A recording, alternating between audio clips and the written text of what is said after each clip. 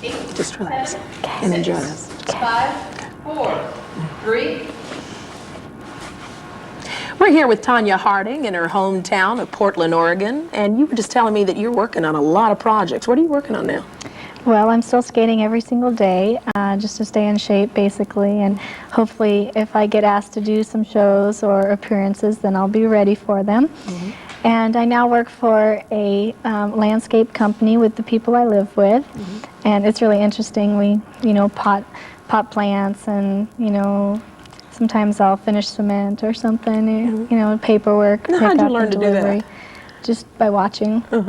So, and then I do lots of hobbies. Let's see, play pool, do off bike riding, with a motorcycle, street bikes, basically anything almost. It's fun. You really, you do just a lot of athletic things also. Huh? Yeah. Do you go to the gym and you work out and you? Well, we have a gym in the house, and so I work out on that. What kind of things do you do? Let's see, I do curls and bench press and crunches, things like that, working on my chest and arms. Now, when you skate every day, is that just because you love it, or are you training, or what kind of? Because I love it. Even though I can't skate amateur anymore, I still love skating. It's my life, and I'll probably do it for another 20 years. What does skating do for you? Why do you like that so much? It's an out for me. I just love to do it. I go and, if I'm having problems, outside of skating, I can go down to the rink and I can just skate, and it's just an out for me. Is it because it gets your energy out, or because you're by yourself and it's solitude, or? I don't know, I just love it. I just can go out and just let myself go. And it's just, a feel of accomplishment. You talked about you might do some skating shows. Is there a big difference between like skating in a show or skating competition? Will you miss that competitive edge of skating? Well, when you do shows, you still go out there and you kind of feel the little bit of competitive edge to just go out and be able to do the best that you can do for everybody. But I'll miss, competing and things like that, because I love to compete. If you didn't have to practice, I'd just do the competing part. It'd been great. Yeah. To hear that you won't be able to do the amateur competition anymore, what does that do for you? It hurts a little bit. I was going to plan on turning pro, but, to turn pro so soon, it was a little bit different. But that's okay. Yeah. You said that you wanted to teach children. I love working with Special Olympics children, and I've been working with them since I was 14 years old, and also through part of my plea agreement, I offered to raise $50,000 for the Special Olympics children, and I'm really excited about that. We're working on doing a few different things, maybe through silk screens, or I don't know, there's a few different things we can do for it, and so I'm really excited about that. What are silk screens? Explain to me what that is. It's a painting portrait through silk screening, and it's kind of I don't know, just different kinds of pictures all together on one, kind of like a collage. So, The Special Olympic children, why is that so special to you? What do those kids mean to you? They mean a lot to me. For them to go out and to do the best they can do, to try so hard, and even the kids that can't do it, they still, gosh, they're so into trying, and I respect that so much. It sounds as though, when you think of the Special Olympic kids and their competition, they're competing and enjoying and learning against all odds. Some of them are amazing. You wouldn't believe it. Some of them go out there and they just do some of the most amazing things. I skated with a young man, his name is Stosh, and he is from back east, and he's blind. And he amazed me. I went to a show. I've been to 2 shows with him, and the first one I didn't get to watch, but the second one I did, and he did axles, double sows, double toes. And he's blind, but yet he did it. What do you teach those children about competing and doing their very best in spite of all the odds against them? I don't have to teach them. They already do it. Because of their love for what they do, they go out and they do the best every time they can. And when I work with them, it's kind of cool, because they, always try a little harder, and I'm like, you don't have to try so hard. It's okay, just relax. Go out there and have fun. That's the most important thing, is just to go have fun. Because, I think all of us watched you competing against all odds. And I just wonder if you were relating to their experience and pulling some of it from your own. Well, maybe. I think so. Yeah.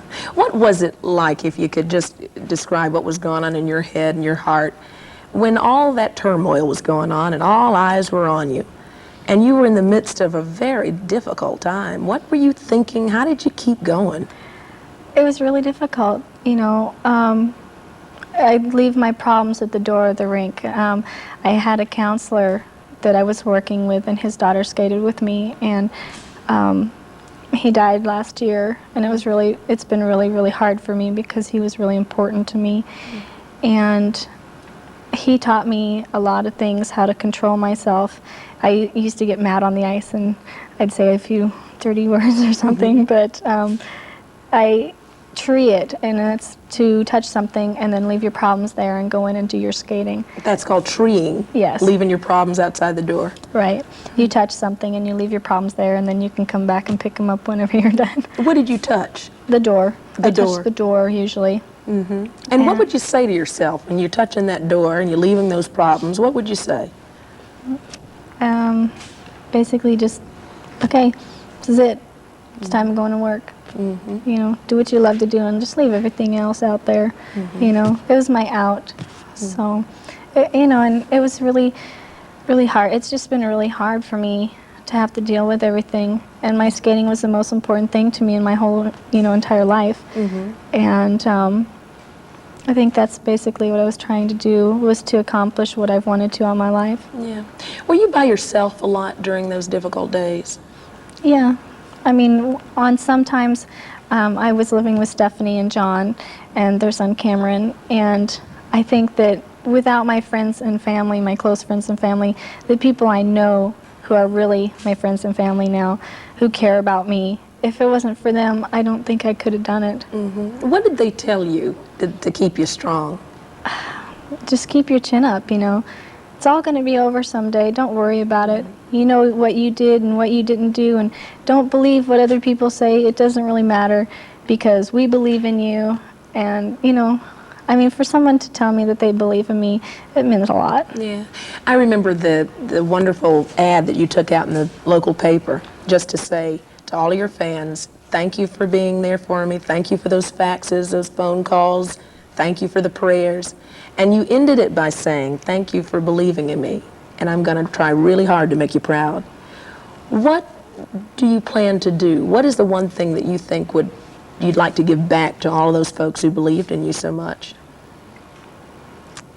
Well, I think to get my life back on track, and hopefully, you know, maybe I'll be able to do a show here in Portland, and, you know, it'd be really nice to have everyone there.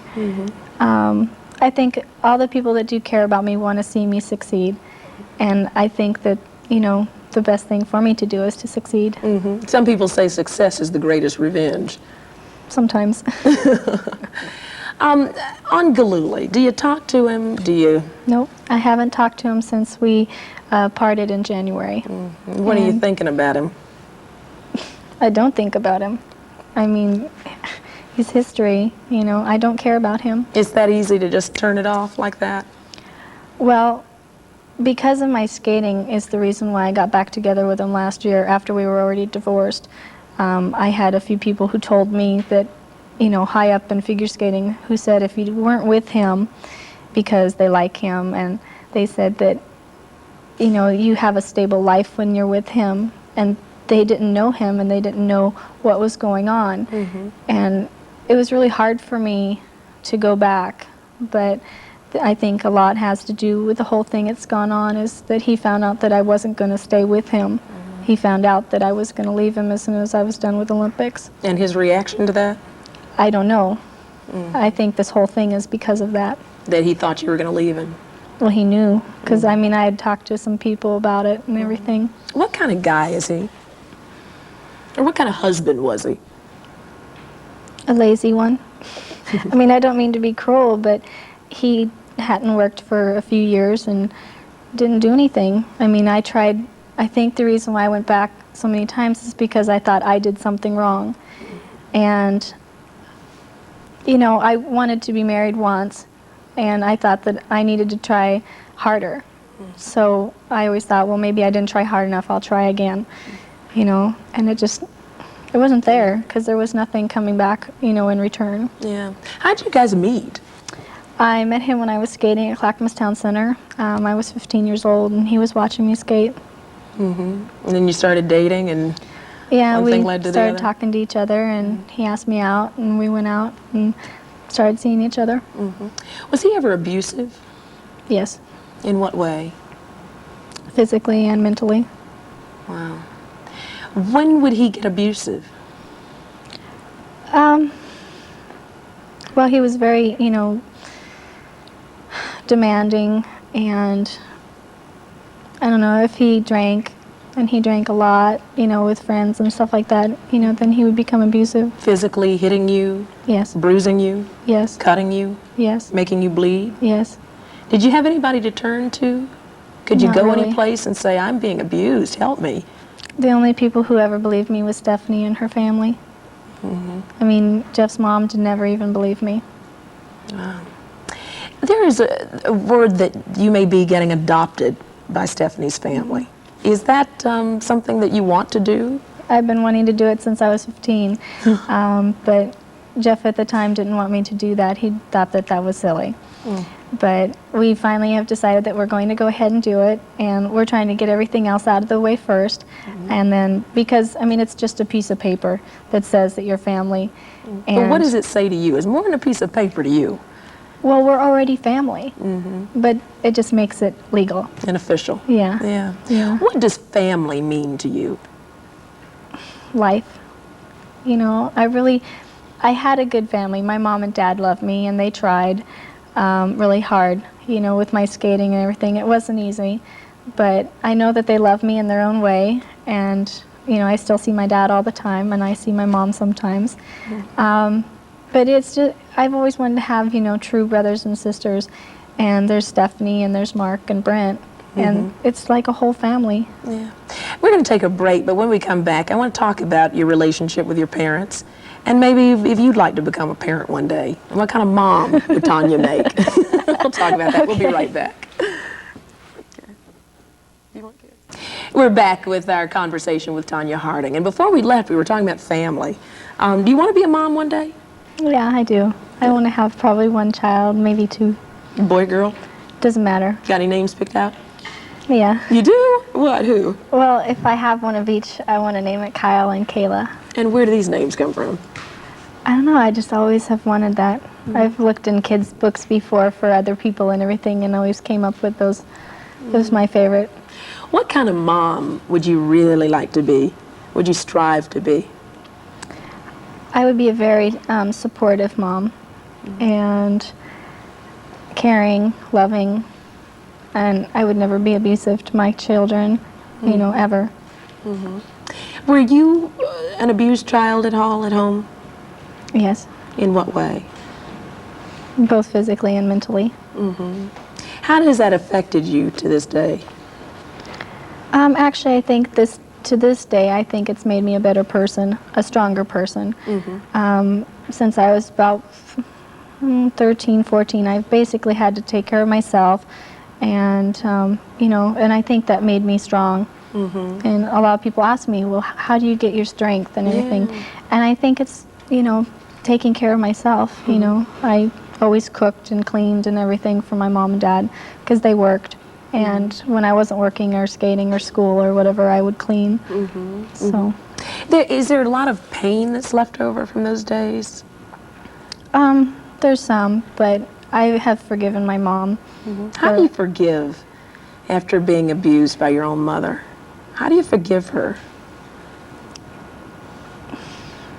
Well, I guess just because to realize that she had a problem and it wasn't her fault. She had a drinking problem, is that what it was? And I mean, you can't, I don't know, you can't, you know, hate somebody or hate what somebody did to you forever. You'll always remember it, but you can't, you know, dig on it forever. So, Have you talked to your mom about that, about those days of abuse? no, it's not necessary.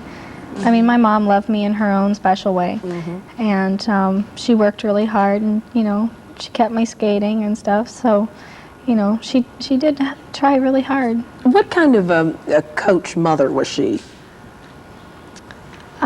She made me do it, and if I didn't do it, then I'd get in trouble. What kind of trouble? Well, spanked or something. If you didn't win, if you didn't skate well, if... Yeah. I mean, she took me to the rink every morning and stuff, but she drank all the time. I mean, constantly. So that it was really hard. That would almost, as I think about it might make you scared to skate. No, because I love skating so much, you know, and I did it for me, and I didn't mess up too many times. It's just, you know, at practice times. When you make a spill or something, was that like, oh my God, I'm really going to get it now? No, if I just didn't follow through with what I said I wanted to do that day or something. So she made you strong, maybe not in the way that you wanted her to inspire you, but... she used a lot of negative reinforcement to get me to skate. Like what? Well, telling me, oh, I know you can't do this. You're never going to be able to do it. And I always said, well, watch me. I'll show you. Yeah, I'm going to show you. Yeah. And I'd go out and do it. You sure did. And you sure did. I've done that all my life. What about your relationship with your dad? I was Daddy's little girl. I still am. Really? Yeah. What does he say? Because it's got to hurt parents to see you go through this. I mean, I guess there's not but so much they can really do when you're in the public eye and there's a scandal involving you. It must hurt Dad to see his little girl go through that. Yeah, I've seen him cry quite a few times, you know, since this all has begun. And then, I don't know, then it's kind of like me being the parent. And I'm like, Dad, it's okay. You know, things are going to be okay. We got to be strong together, and we'll pull through this. You know, we all got to just stay together and be strong. What about your brother? When he was killed in a hit and run, and you didn't go to his funeral, why not? Because I had no respect for him. Why? Not whatsoever. He's the only person I've ever hated in my life. He tried to abuse me when I was very young. Sexually, physically? Yes. Sexually. And that's the only person I've never forgiven. Now, your mother says that she did not abuse you. Do you think she has a different view of her strictness with you? Well, you know, I mean, it's her opinion. In my opinion, I feel that she was too strict on me, very strict. And I mean, all the skating moms and everybody thought the same thing too. So, I mean, but she also had a drinking problem, and maybe she did not realize that she was that abusive. But it's okay. It's okay. You know, it wasn't okay then, because that's not how you treat your child. But I look back and it's okay. You know, I forgive her. It's all right. You move on past these things? Yeah. Do you think you'll ever move on beyond this international scandal with Nancy Kerrigan? I think so. I think it'll all go away. I hope it goes away soon, but I know it probably won't. But, you know, it's just been really hard, and I just want it all to be behind me so I can go on with my life. You know, I've made lots of mistakes, and I'm paying for those mistakes. You know, I admit when I did something wrong, and I just want to go on with my life. I want to make something of myself. What mistakes, or what are some of the biggest mistakes that you think? Because let me tell you, we've all made mistakes. I mean, everybody has been 22, 23 before. There isn't a person out here who hadn't made a mistake. The thing you're lucky about is you're young enough, you can start your life all over again. What do you think are some of the biggest mistakes that you've made, that you've said, you know, I went down that road, I lived life, I will never go there again? Top 3. Gosh, that's really hard. Maybe in 1992, maybe I didn't train hard enough. But, I mean, I trained hard, but, you know, it's nobody's fault but my own that I didn't win, you know. But I think that maybe that was one of the top ones. I think not trusting myself enough to do things myself and not rely on other people. And you know, I think, well, I think that's it. I mean, it's really hard to say, you know, what are the top 3 things. But those are things, I think that's part of life, is knowing what decisions to make, to believe in yourself a little bit more. Growing up is tough, ain't it? That's right. You have to make mistakes to grow up. That's right. And as long as you don't make them, well, me in my case 3 times. If you don't make them more than 3 times, you're okay. Yeah, yeah. But I've only made 1 mistake 3 times, and that was when I went back to Jeff. And I should have followed my heart instead of followed what other people said before. Jeff and his cronies, if you will, are saying that you were just as much involved in this whole thing, that, you know, that you knew what was going on and you were part of it. You say what? Well, I know that they're lying. I mean, I'm the only one who knows the truth. And, you know, I mean, they put out this 1-900 number or whatever and everything. And, I mean, I've never even met the people. And you don't know anything. No. Then the thing about the conversation, that you were calling to find out Kerrigan's schedule. Did you ever call to do that? No, I didn't. Never did. And they're just trying. Why would they bring you into this? I mean, they're already in trouble. Why would they try to pull you down with them? Well, I think Sean he always had fantasy dreams all the time. I mean, he talked about, excuse me. You okay? He talked about being, you know, in counter-espionage and stuff like this. I mean, he always had all these wild dreams and fantasies, and he had always talked about wanting to do security and stuff like that for, like, the association and everything. And, you know, I think that he was looking on money, you know. And this was a way, see, I felt like maybe I was the, you know, the honey, and they were the bees. And I think one of the reasons why Jeff did it is because he found out I was going to leave him. What about being in the eye? Chances are you could make millions of dollars, and all the folks that suddenly start showing up in your life and wanting to be a part of it. I mean, did you feel that there were people who came around you just to use you? There is people out there that do that. But like I say, I know who my real friends and family are, and I know who the people are. You know, I don't know what they call it. There's a word for it that they use for people that, you know, come in, and if you're doing well, they're there. But if you're not doing good, they're not there. That's right. Have you learned a lot about friendship? Yes, I have. Have you found some surprises? People you thought were your friends are suddenly just like nowhere to be seen? Yes. And what does that do to you? It hurts a little bit. You know, I mean, it can't not hurt. And, you know, but that's how you find out who your true friends are. Now, you were just mentioning about friends and how things change when your life and your successes and everything else changes. You said there were some real surprises among some of your friends. When you walk down the street here, when you come back home after you've been to Norway and you've been all over the place, and you come back after all this, how have the hometown folks treated you? Everybody still treats me really good. I haven't really had anybody come up and say, oh, I think you're trash or anything like that. Everyone's been really supportive, and I have actually a lot of people who I didn't know before who may become friends. You know, we might become friends. So it's kind of neat. I know you had mentioned Sean earlier. It's Sean Eckhart, one of the guys who is indicted in this whole scandal bit.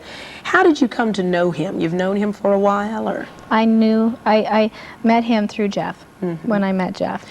Were you part of did you make the decision that he would be part of this group, or that he would be, or the bodyguard, you know, did any of the people in your entourage, was that your decision, or was that more Jeff's decision about who would be in your camp? Well, I was just kind of there. Jeff never really let me have any friends, and so it was always Jeff and his friends, and I just basically stayed home and did nothing all the time. This guy sounds like a real power monger, you know? Like keep you down and that kind of thing? A little. Yeah.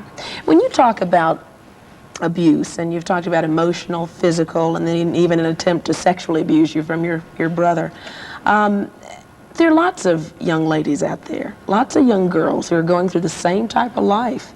What would you say to them? Any words of advice? Well, I'm not a psychologist or anything, but just follow your heart and believe in yourself. Protect yourself. Have you ever gone to therapy to deal with any of this, or have you just basically dealt with this all by yourself? I've been to therapy a couple of times, and I'm going to be starting up counseling here soon. Good. What do you want to accomplish from that? I want to find myself, find, who I really am, and, just to help me deal with everything that's happened, Trying to put things in perspective. Right. What do you like most about yourself? I believe in myself, and I like myself. And I don't know, that I'm determined. Yeah, I mean, that's a lot to say, that you like yourself, because it seems to me, and correct me if I'm wrong, it seems to me that you spend an awful lot of time with yourself, that you go inside yourself a lot, be it skating, which is a very solitude thing, or just having to grapple with a lot of life changes on your own. So you've gotten to know yourself a lot more, I would think, in this past year. Yeah, I think so. Any surprises in there? Anything that you said, wow, I didn't know I had that? Being able to cope with things, being able to be calm and be able to just kind of just let it go. I mean, there's a few things that still, if someone was to say something bad about me, and then maybe I would get upset, and it might hurt my feelings for a little while, but then I can let it go. How do you deal with pain? I don't know. It just goes inside and stays there. I just How do you kinda deal with anger? put it in a little box. Is anger in that little box too? How do you deal with that? All that stuff's all in the little box, and I just put it all in there and just throw it away. Just throw it in the back. Okay, is the box getting bigger and bigger and bigger? Is that why you need to go and talk with a therapist maybe? Yeah, probably. Yeah, you don't want to open that box. It's kind of like my clothes, I just kind of throw them in a box and throw them in the back, All right, until you have a chance to sort them out and figure out what you want to keep in there and not. Yeah, sometimes I do. Sometimes I have time where I can sort things out. Yeah, I think that's good. It's Yeah. probably good to go through and Yeah. find out who you are. Because let me tell you, by the time you get my age, you're not going to know the lady you were at this age. You're going to change a lot, believe me. Life makes you do well, that. it's nice, and also having some friends that I can talk to, and they help me understand, what I'm feeling too. So, What makes you happier than anything else in the world? to make other people happy, I do anything I can for my friends. I mean, if any one of my true friends was in trouble, I'd be right there to help them out. I mean, even if I had $1 left to my name and my friend needed that to, have a meal, I would give that person that dollar. What do you think is through all of this, is the biggest misconception about Tonya Harding? Well, that people say something or they hear something and they just believe it right off the bat.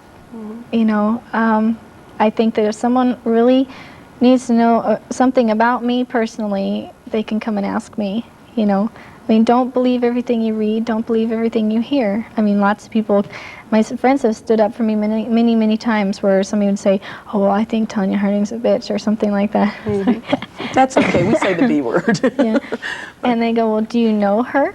And they're like, no, just from what we've read in the paper. And then they would say, well, if you don't know her, then don't talk bad about her because I'm one of her friends and she's not a bitch. So, I think that a lot of people that don't understand me and don't know me, I don't know how they can give an opinion. Do you think Nancy Kerrigan's a bitch? No, I don't. Is she really a nice person? Yeah, she's nice. Do y'all get along? Well, we have in the past. Yeah. Because there was always that, I guess people think, well, they're these two girls and they're competing and there's a cat fight. And I mean, I think a lot of it is the soap opera drama that people think, well, there must be a... Everybody thinks that it's like a soap opera, but Nancy and I have been, teammates for many, many years. And we've been on tour 3 different years in a row. And, everybody does everything together. And so, it hasn't been like we weren't friends or anything.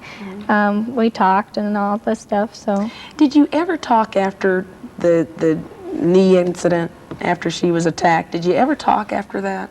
Yeah, we talked when we were at the competition.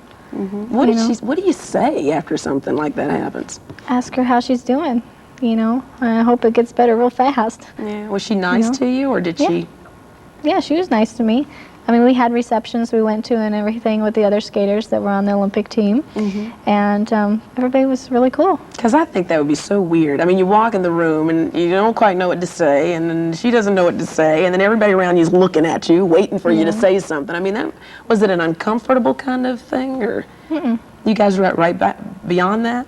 Yeah, and when we got to Olympics, we had a short, just brief intersection kind of thing, you know, and we were getting ready to do team picture and said, "Hi, how you doing?" She said, "Fine, how are you?" You know. What about her parents? And Her parents are really nice. They were nice to you? Nobody? I didn't see them at Olympics, but I saw them at nationals, and you know, they've always been really nice to me. I mean, I think her mom's really nice. This whole concept, like with an ice skating, that beauty is, but like from Peggy Fleming and Dorothy Hamill and even Nancy Kerrigan. I mean, it was always the pretty girls and the beauty and the outfits and all that stuff. Does that bug you, that there's so much emphasis on beauty and pageantry within the ice skating competition?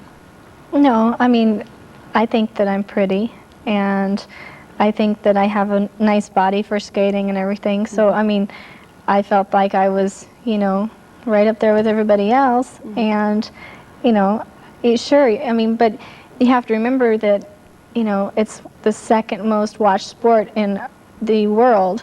And so, of course, it's going to, you know, you go out there and you have to have the costumes, you have to have everything.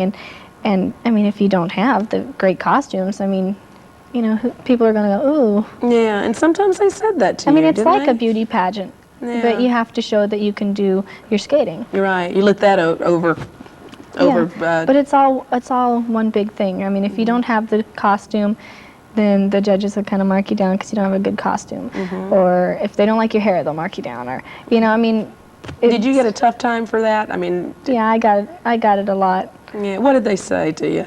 Well, we'll see. I can remember one time when I was young, a judge did not like my bow that was in my hair, and he said that if I wore the bow in my hair, he wouldn't give me the marks I deserved, even if I did a perfect program. You're kidding. No. So I wore the bow, and he gave me last place. Oh, no.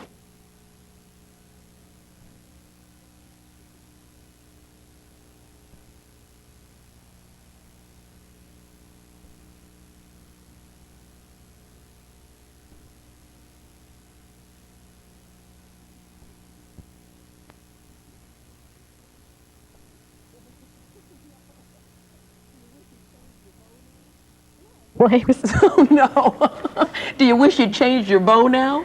No, because I wanted to wear that bow, so I wore it. And it wasn't about the bow anyway, was it? Not your I skating. don't know. Yeah, I don't care. But I mean, the outfits. I mean, people were saying things about your outfits, and they were saying, you know, did that had to bug you? It bugs me sometimes, but I mean, I have my own style, and I'm not going to wear something that matches somebody else's costumes or something. I want my own style. I want my own costumes, you know, and they're all original. There's nothing that's identical about anybody else's dresses to mine. And up until the one dress that I wore at Olympics this year, they were my designs. You made them yourself? Well, I had someone make them, but I designed them. What do you think about when you're designing that outfit that's going to be seen by so many people around the world? What are you thinking? What concept? What design? Well, I try to do it along with the music, and I want it to be unique. I want it to be elegant, but sexy, and glamorous. You know, it has to all fit the music. I mean, if it doesn't match, then, you know, it kind of, I mean, if you're skating to Batman or something and you were to wear orange. I mean, You look like Halloween. Yeah, I mean, I don't know. I don't think that it would go. Yeah. You bring up music, and I hear that there's somebody wooing you to be a country singer. Country singing. Now, come on, how did this happen? Word is, I hear that you were about to ink a big deal to go and be a country singer. Well, it hasn't been anything like that. I got, someone had contacted someone and asked me if I'd like to sing country music, and Well, now somebody heard you singing and said you had a good voice. the only time I sing is like karaoke at our like they'll have a birthday party or something like that at the house, and so I might sing a little bit there. in the shower, you know, But I mean, that would be in something. the car I'm neat. driving, Yeah, singing around, and I'll look over. Somebody's like looking at me or something, you know. singing to yourself. Yeah, and they're like, oh, she's weird. But that would be fun, though. But That'd then be they'll something go, new. wait a minute, that's Tonya Harding. And then she's a singer. That's how they get it. Oh, That's God. how, I mean, it's so funny. But would you ever try something like that? That could be fun. I don't know. I at mean, I'd be you. embarrassed. I would be This is a embarrassed. woman who goes out in front of the entire world and skates and is afraid to But sing. I've been doing it for 20 years. You have to remember that. And I have never once taken a singing lesson. That's I fun. mean, in school, you know, they have the teachers Chorus. who teach you how to sing, but, you know, I was always the high-pitched people. Yeah. So, Well, that could be something to try. yeah. I mean, the Olympics, that is like major competition. Was it, do you ever get scared, nervous?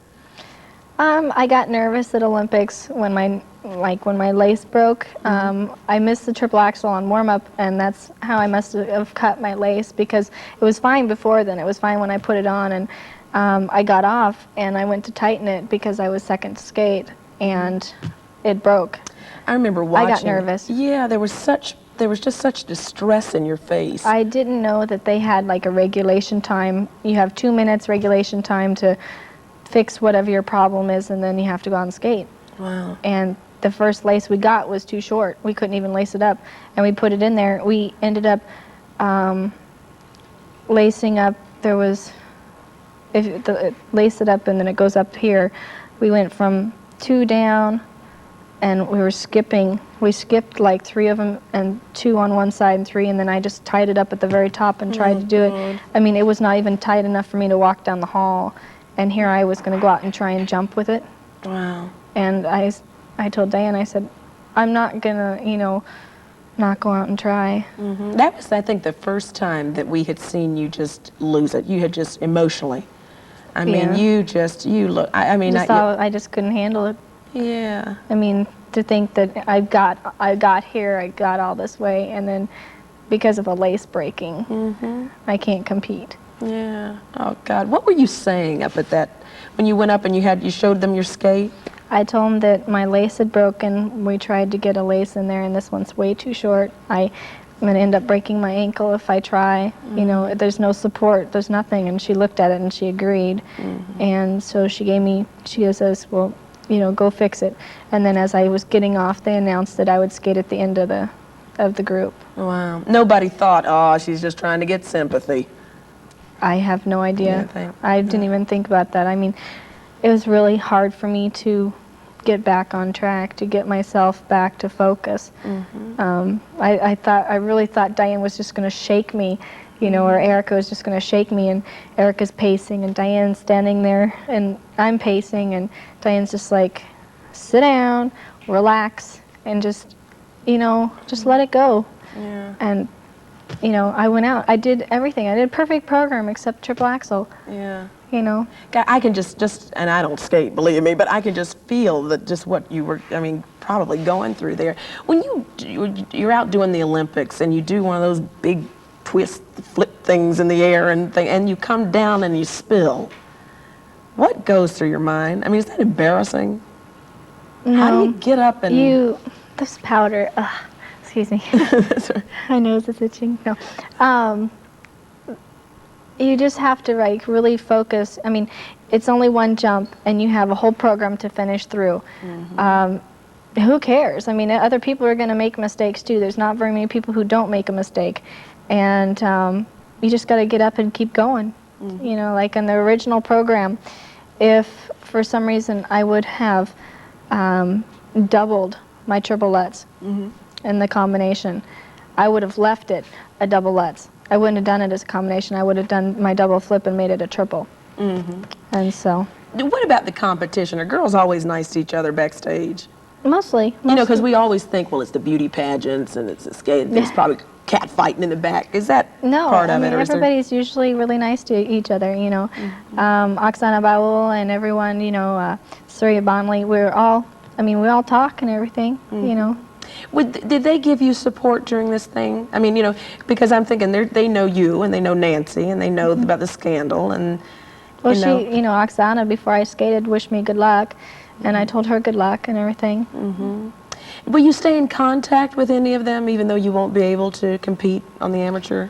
Oh yeah, I'm sure. Oksana's represented by Michael Rosenberg, my old agent, and I'm still really close to them.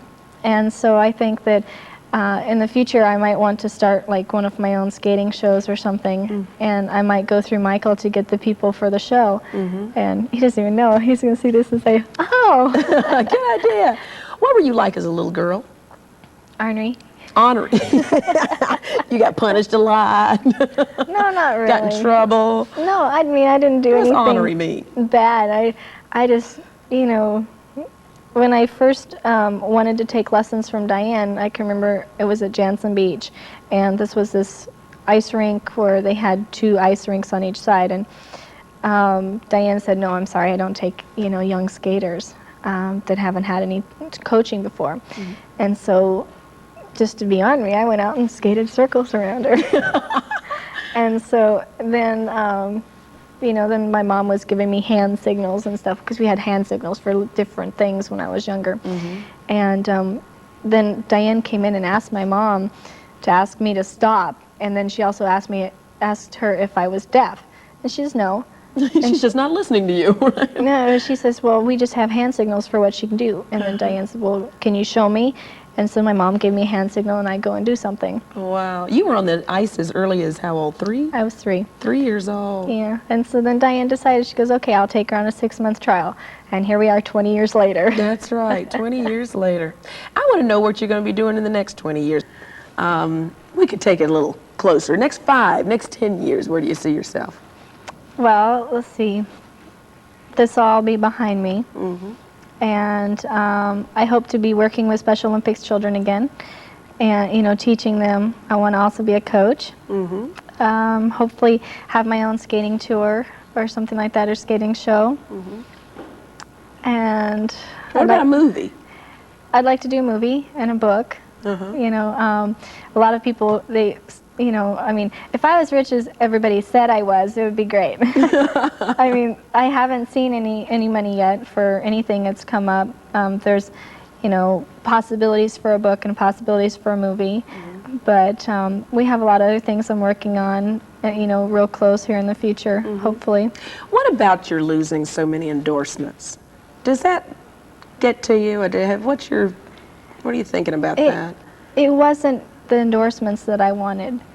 You know, I mean, what I wanted was to be able to go to the Olympics and fulfill my dream as competing in them again and hopefully winning. And I didn't win, and that's okay. But you don't miss those millions of dollars you could have made from being on everything from cereal boxes to commercials? I mean, it would be nice. I mean, you don't have to worry about anything. But, you know, then what do you have to work for? You know, I mean, I don't want everything just handed to me on a silver platter. I like to work for what I get.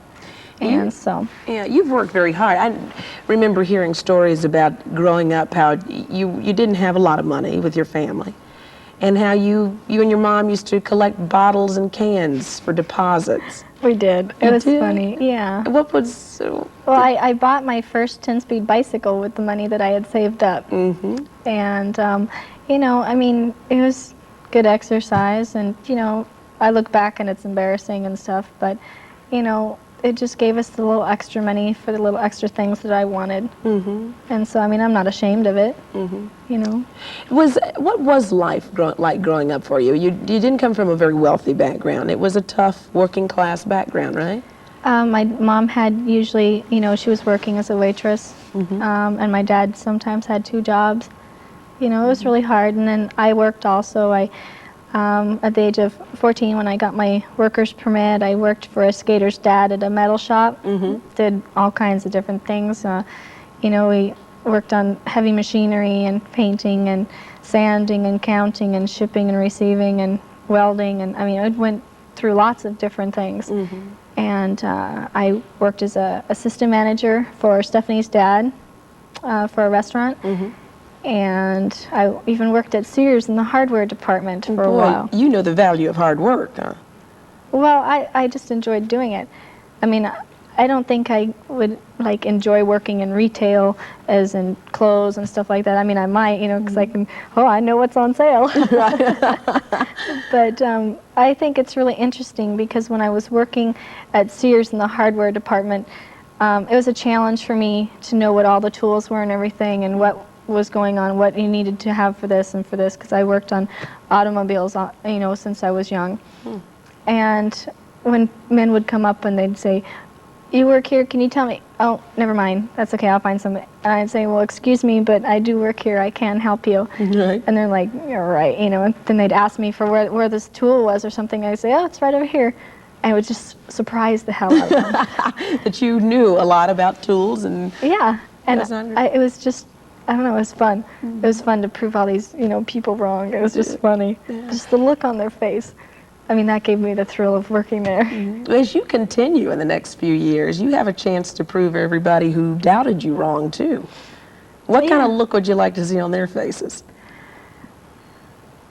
I just like to see a lot of people that know me, that, that aren't my real friends, eat their words, don't think that I'm going to succeed, think that I'm going to be nothing, and I am going to make something of my life. I mean, there's a lot of people out there that believe in me.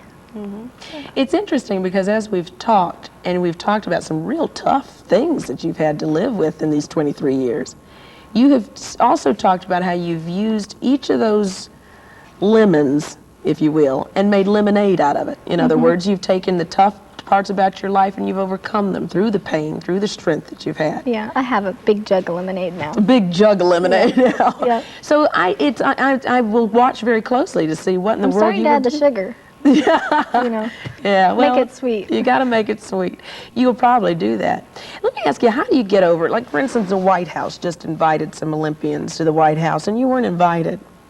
What did you think about that? I want to get your opinion, just from the White House, what you thought about not being invited Well, when we actually, come back. the Hold it. We got to break for a commercial. Break. You know how these are. Somebody's got to pay for the show, Tonya. We'll be right back in a minute. We'll be right back. We'll be right back. You could be a co-host. Hi, and I'm back with Rolonda. I'm going to let you ask the questions now. Have you ever, maybe you'll have a talk show one day. It might be fun. Everybody else has one, Tonya. You might Yeah, as I well might as well, have yeah. one too. But while we're talking to television, though, the movie with you and Nancy that's portraying you, what do you think about that?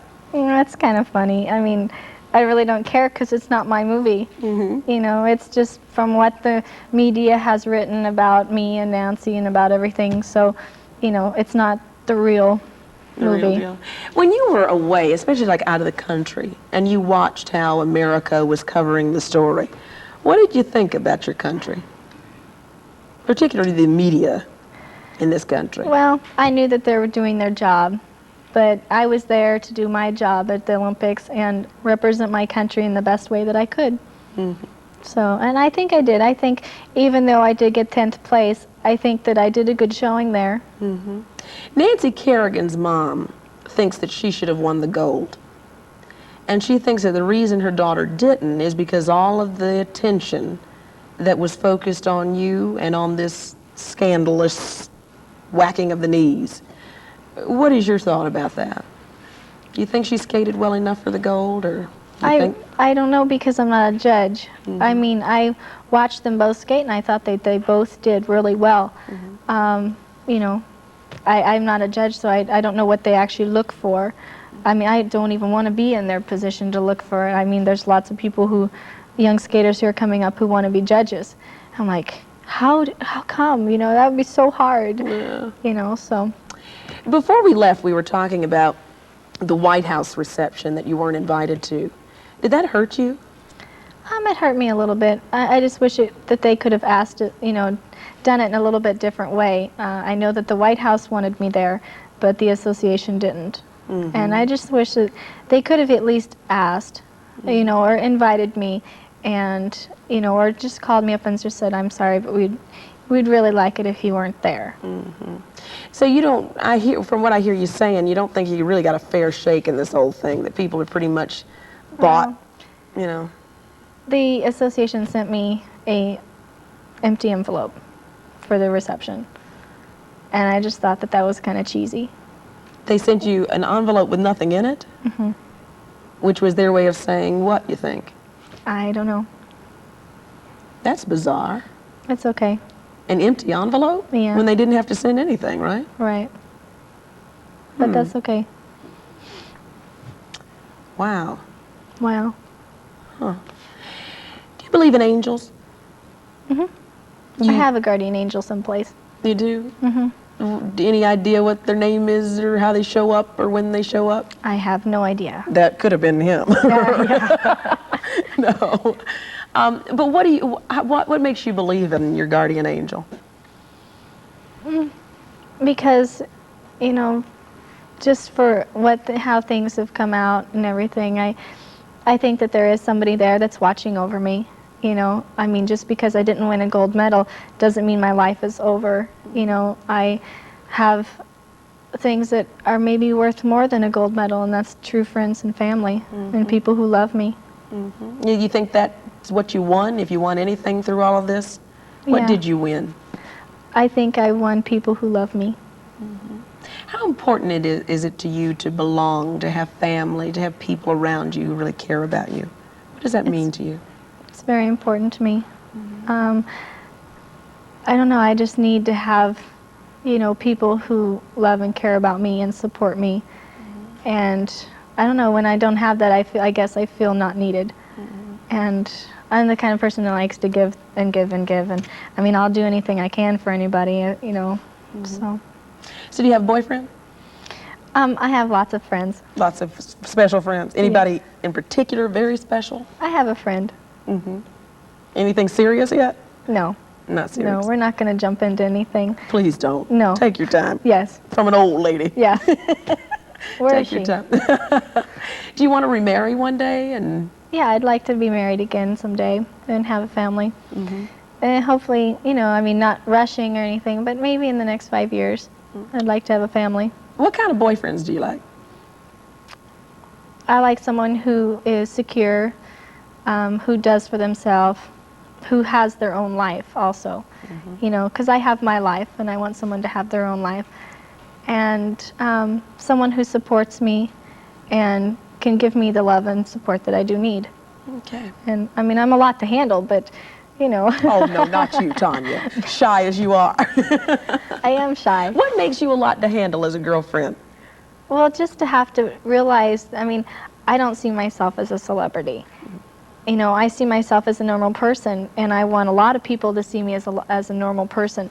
But, I mean, I can't go out to dinner and not have someone come up to dinner and interrupt us for an autograph or something. I mean, there is a right time and a wrong time for it, you know, but, I mean, I don't like to turn down people for an autograph. But when I'm having dinner, or if I want to have a romantic dinner or something, I would like to do that, you know. But then just, you know, media and the circus and all that kind of stuff and traveling is really hard. Now, listen, we have to take a break, so I want you to look at the camera and get us out of here. Okay, we'll be right back. We're gone. Hi, we're back with Rolonda. You're getting good. You're getting good at Hey, this. girl. Who are some folks that you really look up to? I mean, do you have like mentors for women or men in history that have really inspired you? Well, my favorite person in skating was Peggy Fleming, and she still is. She's really a wonderful lady, and she's been really supportive of me. And Dick Button. Who's And that? Dick Button, he used to skate a long time ago also, and he is now a commentator. Okay. And my coach Diane, I always looked up to her because, you know, she did her whole life, you know, herself, and then she got married to Denny, and they have a wonderful life together now. They're real good. They're real good backbones for you. Yeah. Yeah. If you were to, say, leave this earth and come back, what would you come back as? I think an eagle, Why? because I can soar through the sky and see everything and be free. An eagle is also a very solitary being. I don't know, it'd be just, you know, peaceful. Let me see what else we can talk about here. Anything that you want to say? If you were on the other end, okay, let's say you're the talk show host and you get America right there in front of you. What questions would you ask Americans? Whoa, you hit me. Gosh.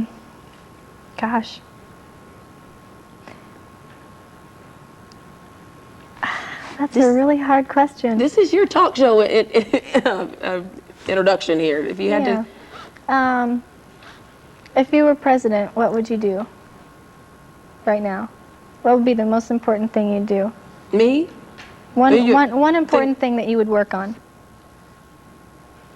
probably child welfare and reform. What about you? If you were president right now, what would you do? I think I'd work on the drugs, getting the drugs out of America. Anything that you want to ask the American people as Tonya Harding? No. Just, keep believing in me, I mean, I really appreciate everyone's support who has stood by me through thick and thin. And, I mean, I know who my true friends are. I mean, I have best friends. My friends Rose and Kim and Stephanie. I mean, Stephanie's my friend. She's not my best friend. She's my sister. Your sister. Oh. So, How do you want to be remembered through all of this business? With Nancy Kerrigan, with the Olympics, at the White House, with your parents, with the one thing you want to be remembered for is what? a great person and a great athlete. Someone who came from the bottom and worked their way up and succeeded through life. Okay. 5 words that best describe Tonya Harding are what? Competitive, determined, lovable, likable, sexy.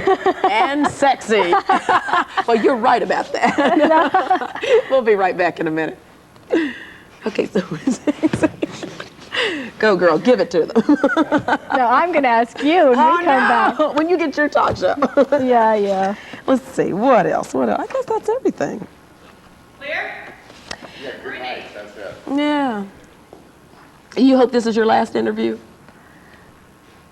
I don't know. Do you like Well, interviews? are we going to do another one with Rolonda? Let's have her fly back in. Yeah. Yeah. Anything, what do we say when we close? Just anything? No, you might thank Joel or Eric. Yeah. They're real helpful.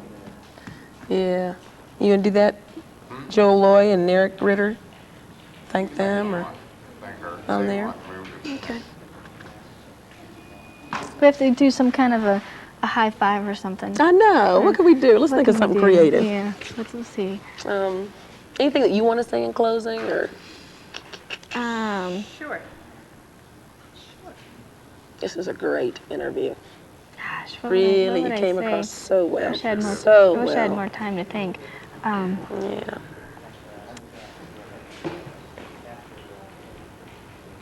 I'd like to say what a delight she's been. I want to say that. What's a sisterly thing? What's a real girly gesture? 2 girls in it. High fives. I don't know. Yeah. What else? Oh! Yeah, Trying to think. we could do the scream. You know, do something to credit to Joel and Eric. Okay. That's a real girly thing. We could go like this. Go like this. Uh. Go like this. You go.